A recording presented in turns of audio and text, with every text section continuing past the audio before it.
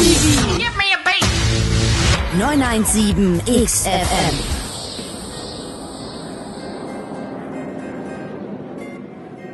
We're Young the Giant, and this is I Got.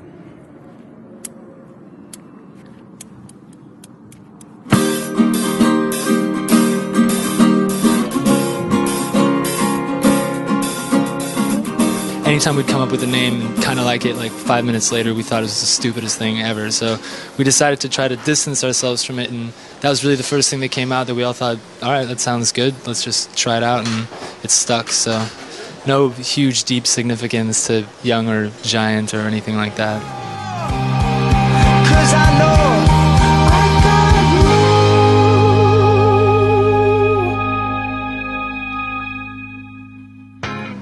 we really enjoy playing together as a group, and we started playing together about a little over 3.5 years ago now. And when the time came to record the record, our producer, we were doing pre-production with our producer Joe Ciccarelli, and we found out before doing the pre-production that we were going to record the album live. So all the instrumentals were going to be recorded together, which made us a lot tighter, I think, and helped us in our live show, and just as overall musicians, it really improved us because we were playing together so much on a click, on a metronome.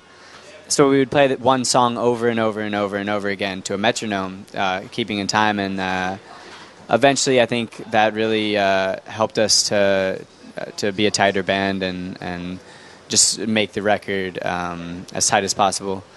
And we worked a lot with Tone, and our producer is an amazing engineer, and it was a lot of fun. It was a very good experience for us, and I think we learned a lot and became overall better musicians, and I think that made the album overall come out as best as we could have done it at the time, I guess. my body tells me no, but I won't quit, 'cause I want more, 'cause I want more. We definitely try to take a very equal approach to songwriting, and I think it kind of goes into everything else. Like being on the road, we try to split the burden of work equally. We drive equally, we set up our gear equally, all that stuff. I think it really helps when you're on the road for such a long time. If there were big discrepancies in the way that certain people are treated, I think you'd just go crazy. So we try to be as fair and equal as possible.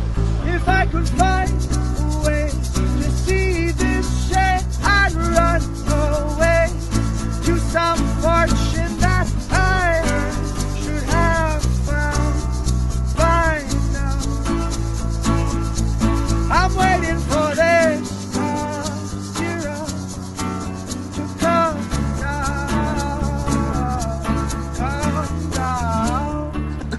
One of the things that kept on happening is like we just never really like focused too much on the meaning of too much of this stuff. A lot of it was more like rhythmically or melodically involved, and as songwriting progressed, I think it got easier to try to get our ideas more in line and have something more focused. But kind of like the same story with Young the Giant. We just didn't really care what it meant. We thought it sounded cool. I think Cough Syrup was a similar thing, but we were like 17 when we wrote that song, so we kind of just... Yeah, we're gonna make a club remix of it and send it to Lil Wayne and hope that he raps on it. So that will be done very shortly, the next year or so. I'm hoping. If I could find a way to see this straight, I'd run away to some fortune that I should have found by now. So I run out to the things they say can restore me, restore life the way it should be. I'm waiting for this car zero to come down. We all really love California and love living there. We live about 15 minutes east of the beach, and we're at the beach a lot of the time and hanging out with friends, and all of our family live there right now. So it's an amazing place to live, and we really, I think, get some of our inspiration from living there and from living in the beach, on the beach, and yeah. And it has In-N-Out. In-N-Out is the best in California, by far. It's a hamburger. It's like a fast food hamburger place, but it's amazing. Very tasty. If you ever make it to California, the first thing you should do is go to In-N-Out, get a double animal style with extra toasted bun. If you like chilies, you should put some chilies on it. Some French fries. All right.